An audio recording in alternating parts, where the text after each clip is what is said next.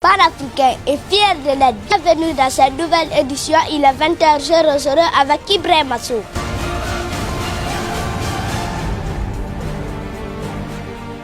Bonsoir et bienvenue sur la chaîne Panafricanisme. Il est 20h00. Voici les titres de cette nouvelle édition. À la une ce soir, tentative de coup d'État en Haïti. Au Mali, l'imam Diko déçu de la junte militaire au pouvoir. Et en Guinée, le verdict des Médecins sans frontières enfin connu. La réaction de Alseni Makanera Kake, ancien ministre de la Communication. Et le droit de réponse de notre professeur Kader Yomba Kondé. Bienvenue.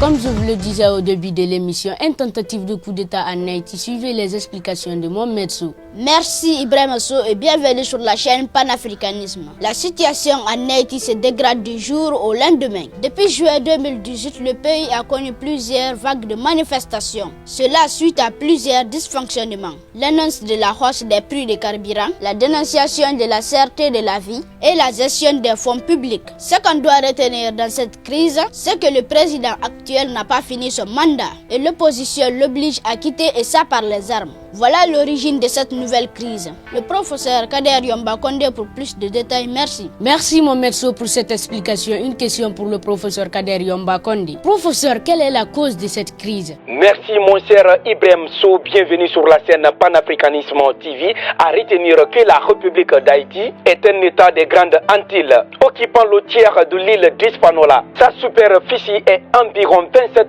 750 km². Sa population est environ 11 millions d'habitants et je le place comme le premier pays africain. La seule et unique chose qui déstabilise ce pays, c'est les colons. À retenir que le président actuel de la République de Haïti, Jovenel Moïse, est le seul président dont son nom n'est pas cité parmi les corrompus de son pays. Malheureusement, tel n'est pas vu sur la scène internationale. La seule et unique chose qu'on veut faire croire aux Haïtiens, c'est que ce président est en train de nourrir la corruption. Ce président n'est pas là pour les Haïtiens, mais c'est le contraire. Les gens qui médiatisent contre ce président, c'est ces mêmes personnes qui sont en train de priver les Haïtiens de tous leurs droits. Imaginez un pays, pour donner l'électricité à la capitale haïtienne, chaque fin de mois, l'État était obligé de payer plus de 25 millions de dollars américains. Et quand Jovenel Moïse est venu au pouvoir, il s'est automatiquement opposé et il a annulé ses contrats. Sans oublier que les personnes qui sont derrière cette affaire, c'est eux qui ont le monopole des médias. Raison pour laquelle on est en train de traiter ce président avec tous les noms d'oiseaux que vous connaissez. Mais en réalité, que ce soit l'Afrique ou le Haïti, il est temps pour nous de se réveiller. Il est temps pour nous de se donner la main. La France utilise la tête pour mener sa politique. C'est à nous d'utiliser notre tête pour freiner la politique de la France. C'est comme l'éléphant et la fourmi. Le jour où la République de Haïti se lèvera, c'est comme si l'éléphant s'est levé pour écraser la fourmi. Seulement, la différence entre la République de Haïti et l'Afrique, c'est que la plupart des Haïtiens sont armés. Ils sont dotés des armes de guerre à destruction massive. Raison pour laquelle l'opposition soutenue par les mafieux veut le coûte que coûte que ce président la quitte. Parce que ces 25 millions de dollars américains que Haïti donnait gratuitement par mois a été bloqué. Cher Ibrahim Sow, c'est la cause de cette crise socio-politique en Haïti. Merci professeur pour cette brillante explication. Au Mali, l'imam Diko déçu de la junte militaire au pouvoir. Professeur, quelle est la cause de cette déception? Merci cher Ibrahim. Une seule chose à retenir dans la crise socio-politique du Mali. Si René Dumont l'a dit que l'Afrique noire est très mal partie, c'est à mon tour de vous dire que le Mali est très mal parti. Ça fait combien de coups d'État aujourd'hui? Jusqu'à présent, les Maliens n'arrivent pas à comprendre que c'est l'union qui fait la force. Ils n'arrivent pas à distinguer et à faire la part des choses. Cher peuple du Mali, ne confond pas vitesse et précipitation. Certes que nous sommes en train de dire que c'est la France qui est en train de manipuler tout en France, mais ce qui reste clair, vous n'allez jamais voir un plan français en train de manipuler les choses au Mali. Mais c'est nos propres frères africains qu'ils appellent les noirs blancs. Noirs par la peau, ils réfléchissent comme les blancs. C'est eux qu'on doit stopper pour que le Mali aille de l'avant. Voici les propos de l'incontournable imam Diko depuis Bamako, je cite: je me suis lourdement trompé. Les militaires n'ont jamais été démocrates au Mali. J'appelle tous les Maliens de se mobiliser pour les renvoyer définitivement dans leurs casernes. Tel est le résumé de la dernière conférence de presse de l'imam Dicko. Chers compatriotes maliens, il est l'heure pour nous de se donner la main. Les coups d'État n'ont jamais été une solution en Afrique. La vraie solution, c'est la réconciliation nationale. La vraie solution, c'est l'union. Tant que le peuple du Mali reste désuni, le Mali va se maintenir dans cette situation dramatique, catastrophique pendant longtemps. Le bon Dieu Subhanahu wa Ta'ala a fini de faire sa part. L'ennemi est connu et c'est visible. La seule chose qu'on vous demande, c'est vous donner la main. Les explications vont être approfondies dans un autre journal.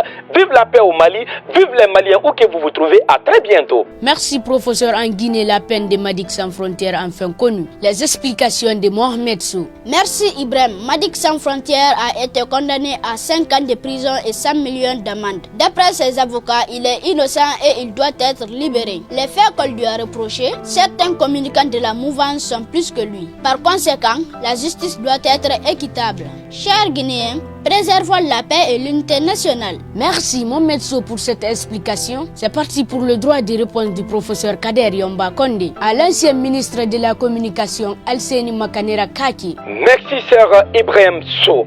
Droit de réponse à M. Alseni Makanera, ancien ministre de la Communication. D'habitude, je ne réponds pas aux fanfarons ni aux poltrons. Mais aujourd'hui, je me fais le plaisir de répondre à Alseni Makanera Kaki. Monsieur Alseni Makanera Kaki, vous faites la honte de toute la population guinéenne. Vous avez perdu votre crédibilité, votre dignité. Vous avez perdu votre repère. Pas de confiance entre vous et la société civile, entre vous et les politiciens, entre vous et la mouvance, entre vous et l'opposition. Quel genre de personne vous êtes, Alseni Makanera Kaki? Je vais vous le dire. Ce grand monsieur qu'on appelle le professeur Alpha Condé, tu dois l'adorer comme ton propre Dieu. Tout le monde peut parler de Médecins Sans Frontières, mais pas Alseni Makanera. Alpha Condé, dans sa plus grande sagesse, t'a gracié. Aujourd'hui, c'est toi qui se lèves pour dire que les parents de Médecins Sans Frontières n'ont pas le droit de demander au président de la République afin que leur fils soit gracié. Si le ridicule ne tue pas, Alseni Makanera Kaki, vous êtes dans l'oubliette. À travers peut-être ma petite vidéo, vous allez être viral. Mon éducation ne me permet pas de répondre au poltron. Vu que tu t'es attaqué à mon cher père et à ma mère, j'ai le droit de réponse. Chers compatriotes guinéens, voilà l'histoire d'Alseni Makanera Kaki. Le président Alpha Condé, dans sa plus grande sagesse, en 2010, nous étions ensemble ce docteur Ousmane Kaba, où tu t'es levé pour demander une faveur, celle d'être ministre d'État. Le président Condé t'a accepté. Tu es devenu ministre de la Communication.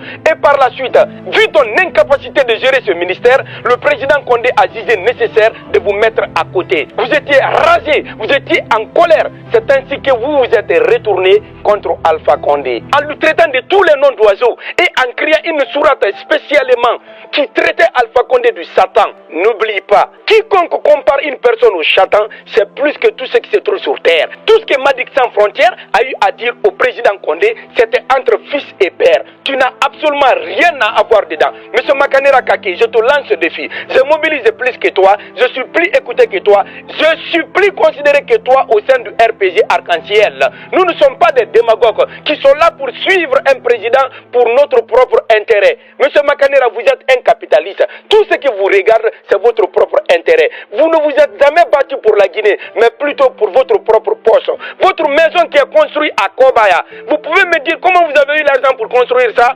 Dites à Alpha Condé merci. Et que ce soit votre première et dernière fois de dire le nom de ma famille dans votre bouche.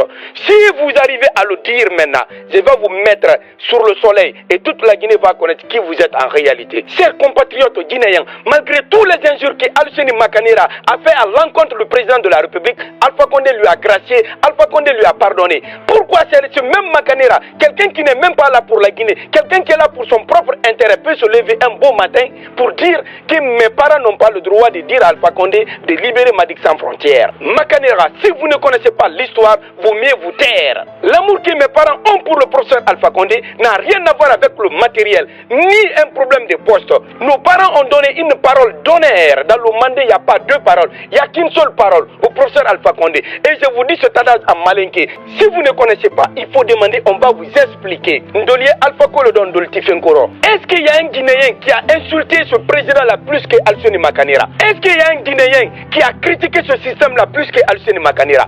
Heureusement que ce que le professeur Alpha Condé t'a montré, en politique, tu ne peux pas tout connaître. Makanera connaissait une toute petite partie. Il pensait que Alpha Condé se résumait à ça. Donc quand il a quitté, il est parti pour déstabiliser ce pouvoir. Mais malheureusement, il a trouvé que Alpha Condé était 10 000 fois plus fort que lui.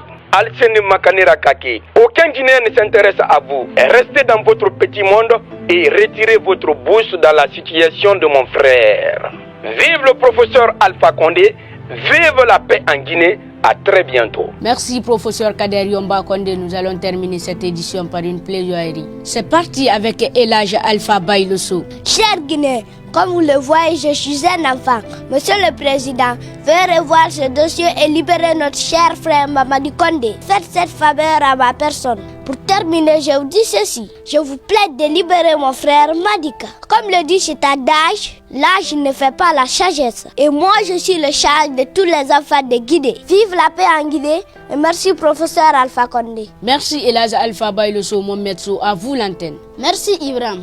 Ma plaidoirie s'adresse au président de la République, professeur Alpha Condé. Monsieur le Président, à cause de Dieu, je vous plaide de libérer notre cher frère Mamadi Condé. À cause de son père, de sa mère et de notre professeur Kader Yomba Condé. Comme le dit cet adage, pour avancer dans la vie, il te faut pardonner. C'est avec ces mots que je termine cette édition. Vive la paix en Guinée. Merci Mometso. Ma plaidoirie s'adresse au professeur Alpha Condé. Monsieur le Président de la République, je suis un cousin de Madik Sans Frontières. Je plaide pour sa libération à cause de son père et sa mère. À très bientôt.